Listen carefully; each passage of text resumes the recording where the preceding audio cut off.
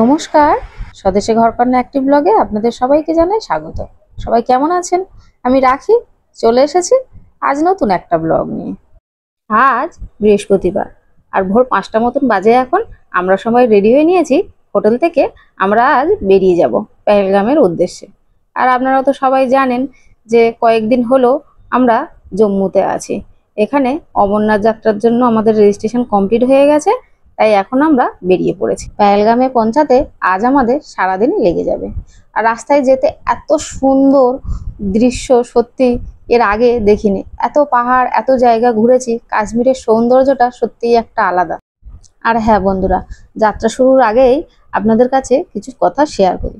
সেটা হলো, আপনারা যখন অমরনাথ যাত্রার উদ্দেশ্যে আসবেন তার আগেই কিন্তু আপনাদের রেজিস্ট্রেশনের আগে সিদ্ধান্ত নিতে হবে যে আপনারা কোন রুট দিয়ে উঠবেন। কারণ এর দুটো পথ আছে, একটা হলো পেহেলগাম দিয়ে যাওয়া যায় আর আরেকটা হলো বালটাল। এই যে আপনাদের ম্যাপ দিয়ে আমি বুঝিয়ে দিচ্ছি।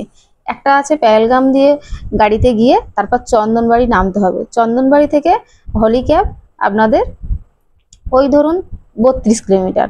আরেকটা আছে বালটালের রাস্তা, সেটা যেতে বালটাল বেস ক্যাম্প থেকে আর হলিক্যাব পর্যন্ত 14 কিলোমিটার লাগবে। কিন্তু এই রাস্তায় গেলে আপনাদের বালটাল থেকে গেলে একদিনে উঠতে হবে এবং একদিনে নামতে হবে, সেজন্য একটু টাফ আছে। তাই আমরা সিদ্ধান্ত নিয়েছি পেহেলগাম দিয়ে আমরা উঠব। পেহেলগাম দিয়ে উঠতে গেলে আমাদের 3 দিন সময় লাগবে। তার মাঝে যে বেস ক্যাম্পগুলো পড়বে সেখানে আমাদের নাইট স্টে করতে হবে। কারণ যখন আমরা চন্দনবাড়ি থেকে হাঁটা শুরু করব, ফার্স্ট আমাদের বেস ক্যাম্প পড়বে শেষনা। শেষনাকে ওখানে টেন্ট পাওয়া যায় ভাড়া। ওখানে থাকার পর তারপরের দিন বেরিয়ে যেতে হবে আবার হাঁটার জন্য। তারপরে ওখানে শেষ হচ্ছে বেস ক্যাম্প হলো পঞ্চতরণী। পঞ্চতরণী থেকে তারপরে হলিক্যাব মাত্র 6 কিলোমিটার। তাই জন্য আপনাদের আসার আগেই বা রেজিস্ট্রেশন করার আগেই আপনাদের সিদ্ধান্ত নিতে হবে যে আপনারা কোন পথ দিয়ে উঠবেন। আমরা যেহেতু পেহেলগাম দিয়ে ওঠার সিদ্ধান্ত নিয়েছি, কারণ এই রাস্তাটা লং হলেও কষ্টটা অনেক কম আছে। তাই জন্য আমরা এই পথটা যাওয়ার জন্য সিদ্ধান্ত নিয়েছি। কারণ বালটালের রাস্তাটা প্রচুর খাড়াই এবং ওই ভোরবেলা বেরিয়ে বাবার কাছে গিয়ে দর্শন করে বালটালের রূপ দিয়ে আবার নেমে আসতে হবে। কারণ মাঝখানে কোনো বেস ক্যাম্প নেই এবং পাহাড়টাও প্রচুর খাড়াই আছে। তাই জন্য আমরা এতগুলো লোক আছে যেহেতু, সবাই মিলে আমরা সিদ্ধান্ত নিলাম যে আমরা পেহেলগাম দিয়ে উঠবো আর বালটাল দিয়ে নামবো। আর যেহেতু পেহেলগামের জায়গাটাও খুব সুন্দর, সেটাও আমাদের ঘোরাও হয়ে যাবে, সেই কারণে এই রাস্তাটা চুজ করা। আর এখন আমরা যাচ্ছি একটা টানেলের মধ্য দিয়ে। এই টানেলটা পার হতে প্রায় 20-25 মিনিট আমাদের সময় লেগেছে। এখন কত উন্নত প্রযুক্তি যে এইভাবে পাহাড় কেটে তার মধ্য দিয়ে রাস্তা বানিয়ে মানুষ যাতায়াত করছে। কোথা থেকে মানুষ কোথায় না চলে যাচ্ছে।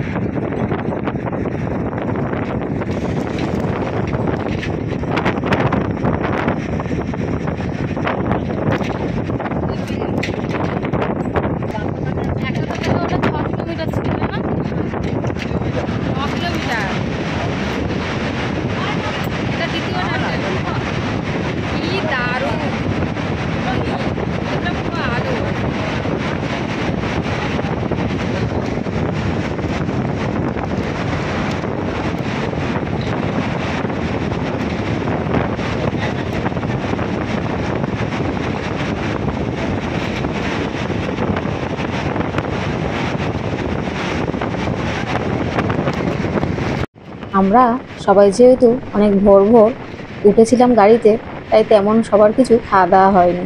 তাই শুনলাম সামনেই আছে ভান্ডারা, তাই গাড়ি ওখানে থামবে। ওখানে ভান্ডারা থেকে আমরা সবাই প্রসাদ পাবো। সেবা সমিতি, এখানে এই ফোন নাম্বার দেওয়া আছে। এই ফোন নাম্বারে আপনারা যোগাযোগ করে জেনে নিতে পারেন যে এটা কোথায়। এখানে কিন্তু পুরো ফ্রিতে ভান্ডারা চলছে, এখানে খাওয়া দাওয়ার সমস্ত কিছু ব্যবস্থা আছে। এই যে এই ভান্ডারাতে সবাই আমরা প্রসাদ পেয়ে গেছি। আমাদের পেহেলগাম যাওয়ার সময় প্রথম ভান্ডারা পড়লো এটা। এখানে ভাত, রুটি, সমস্ত রকমের সবজি, ডাল সব কিছুই আছে। চা, কফি, জল, পকোড়া, যে যেটা খাবে সব কিছু কিন্তু নিরামিষই ব্যবস্থা আছে। আপনাদের একটা কথা বলি, যে যতটুকু খাবেন সে ততটুকুই নেবেন, কারণ খাবার অপচয় করবেন না, কারণ অন্য কোনো ভক্ত সেই খাবারটুকু পাবে। এখানে খাওয়া দাওয়া করেছি। এখানে পুরো ফ্রিতে ভক্তদের জন্য খাওয়ার ব্যবস্থা আছে, ফ্রিতে। এই যে আমরা সবাই প্রসাদ পেয়ে আবার গাড়িতে উঠে গেছি, কারণ আমাদের গন্তব্যস্থল এখনো আসেনি। আমরা পেহেলগামের মধ্যে ঢুকে গেছি, তাই জন্য এত সুন্দর চারিদিকে মনোরম দৃশ্য দেখা যাচ্ছে। আর পাহাড়ের ওই পাশে না প্রচুর আপেলের বাগান। গাড়ি থেকে যাওয়ার সময় মনে হচ্ছে শুধু একটু নেমে বাগান থেকে একটু ঘুরে আসি। এখানে প্রত্যেকের বাড়িতে দেখছি আপেলের গাছ, এবং সবার বাড়িতেই দেখছি প্রায় আঙুর আর আপেল, এই দুটো গাছ কিন্তু আপনারা মাস্ট দেখতেই পাবেন। যেমন আমাদের ওদিকে সবার বাড়িতে প্রায় আম, কাঁঠাল, জাম, পিয়ারা এগুলো গাছ তো সবার বাড়িতে টুকটাক থাকে, কিন্তু এখানে এই ওয়েদারের একমাত্র ফল হচ্ছে আপেল। আর আপেলগুলো দেখলাম এখনো পাকেনি, সব সবুজ রং। পেহেলগামের মূল আকর্ষণ কিন্তু এই নদীটা। মানে এই নদীটা এত সুন্দর দেখতে লাগছে না, পাহাড়ের গা দিয়ে নদীটা বয়ে যাচ্ছে, সত্যি এক অসাধারণ দৃশ্য।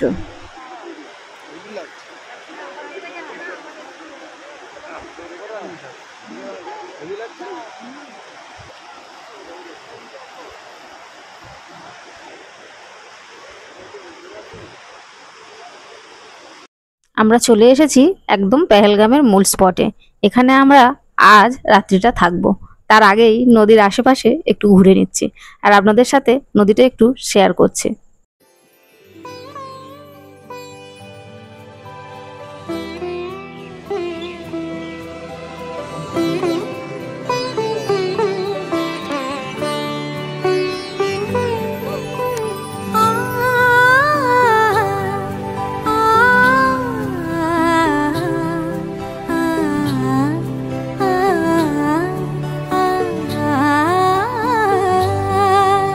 চলছে ব্যাগপত্র সমানো মেশিনের মধ্যে দিয়ে যাবে, প্রত্যেকের গলায় আইডি কার্ড ঝুলিয়ে ওখানে সবার ছবির সঙ্গে মিল হবে, তবে এখান থেকে ছাড়বে।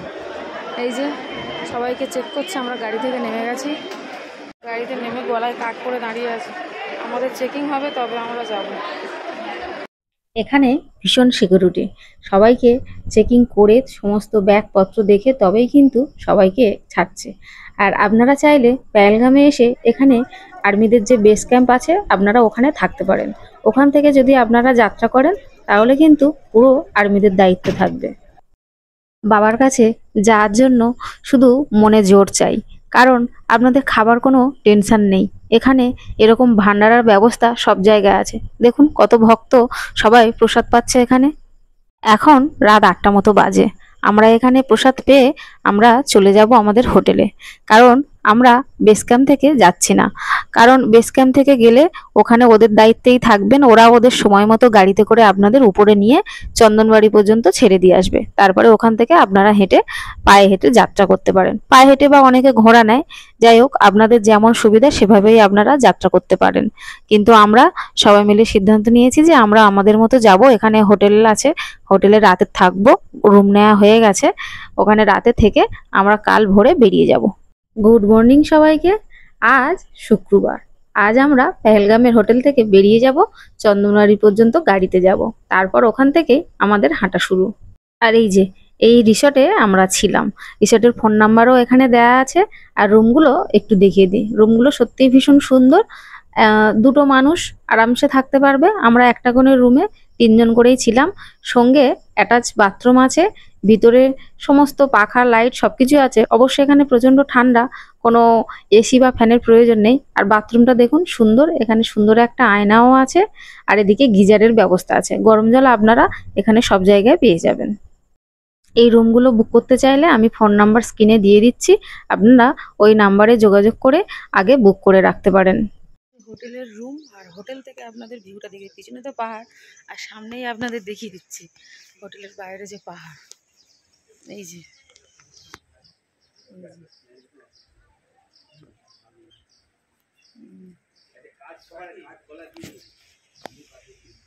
হুম, এই যে পাহাড়।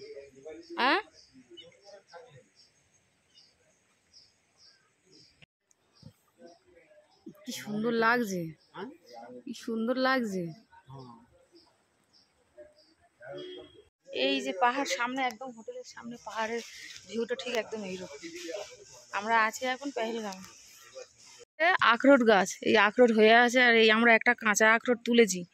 গাছটা দেখাচ্ছি, পাতাগুলো দেখুন কেমন, আম গাছের পাতার মতো খানিকটা মনে হচ্ছে। এই আখরোট, এই আখরোট, এই গাছটা হলো আখরোট গাছ। বন্ধুরা এটা কি ফল বলুন তো, আপনারা দেখি কে বলতে পারেন, কমেন্টে জানাবেন এটা কি ফল। বন্ধুরা আপনাদের সাথে একটা কথা শেয়ার করি। এই যে যিনি আমার পাশে ছবি তুলছেন, ইনি হলেন আমার ছোট মাসি। উনি আমাদের ট্রেনে তুলে আগিয়ে দিতে এসেছিলেন কলকাতা স্টেশনে। হঠাৎ প্ল্যান চেঞ্জ হলো যে উনিও আমাদের সাথে আসবে, অমরনাথ যাত্রা করবে, উনিও বাবার দর্শন করবে। আমাদের কিন্তু এই 2025-এর অমরনাথ যাত্রা করার জন্য পেহেলগাম অ্যাটাকের আগেই আমাদের ট্রেনের টিকিট কাটা ছিল এবং মেডিকেল চেক আপও করা ছিল। আমাদের গ্রুপে অন্তত 60 জন ছিল সবাই আসার জন্য, কিন্তু সবাই যখন পেহেলগাম অ্যাটাকের কথাটা শুনলো সবাই পিছিয়ে গেল, টিকিটও ক্যান্সেল করলো। কিন্তু আমরা 15 জন আমরা সিদ্ধান্ত নিলাম আমরা যাবই অবশ্য কাশ্মীরে। কাশ্মীর আমাদের ভারতের অংশ, তাই আমরা যাবই। টেররিস্টরা কখনো ট্যুরিজমদের হারাতে পারবে না, কারণ ট্যুরিস্টরা প্রত্যেক বছর বছর আসবে এবং বাবার দর্শনও করবে। পেহেলগাম অ্যাটাকের জন্য সেজন্য সরকার আছে, সরকার তার কড়া পদক্ষেপ অবশ্যই নেবে, এটা আশা রাখি আমাদের ভারত সরকারের কাছে। 5টা মতো বাজে এখন, আমরা সবাই বেরিয়ে পড়েছি, এখন আছি পেহেলগামে। রুম থেকে এখন বেরিয়ে যাব, পেহেলগাম থেকে গাড়িতে করে যাব আমরা চন্দনবাড়ি, ওখান থেকে আমরা হাঁটা শুরু করব।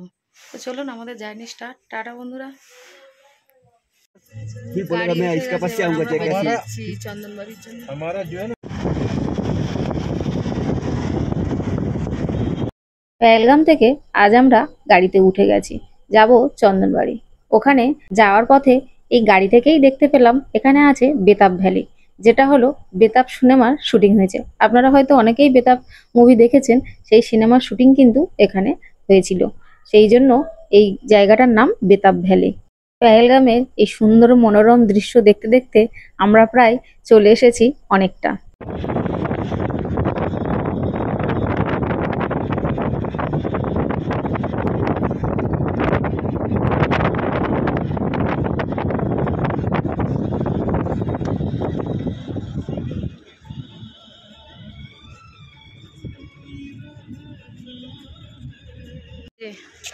আমরা চলে এসেছি, এটা হলো চন্দনবাড়ি। এখান থেকে আমরা উপরে উঠবো, এখান থেকে যাত্রা শুরু করবো। এই যে লাঠি কিনে নিয়েছি, আপনারা অবশ্যই লাঠি কিনে নেবেন, আর কারোর যদি রেনকোট না আনেন রেনকোটটাও এখান থেকে কিনে নেবেন। এই যে এখান থেকে আমরা হাঁটা শুরু করবো। এই যে চন্দনবাড়ি থেকে যাত্রা শুরু করার আগেই এখানে এরকম চেকিং পোস্ট আছে, সেখান থেকে সবাইকে চেক করে নেবে এবং আমাদের যে একটা করে কার্ড দিয়েছিল সেই কার্ডটা গলায় ঝুলিয়ে রাখতে হবে, সেটা পরেই আমাদের ওখান থেকে এন্ট্রি হবে।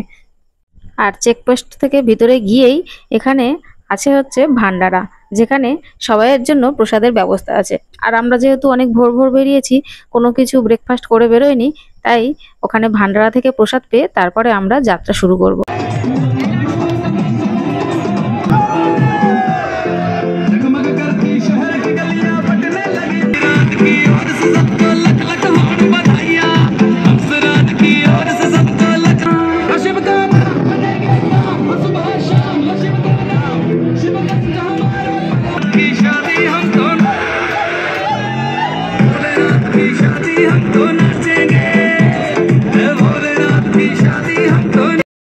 তো যাই হোক, চলুন বন্ধুরা, ভিডিওটা তাহলে আজকের এখানেই শেষ করছি। সবাই ভালো থাকবেন, সুস্থ থাকবেন, সাবধানে থাকবেন। আর আজকের ব্লগটা কেমন লাগলো সেটা আমাকে অবশ্যই কমেন্টে জানাবেন, আর ভালো লাগলে একটা লাইক করে দেবেন। দেখা হবে খুবই শিগগিরই পরের একটা ব্লগে। টাটা বন্ধুরা।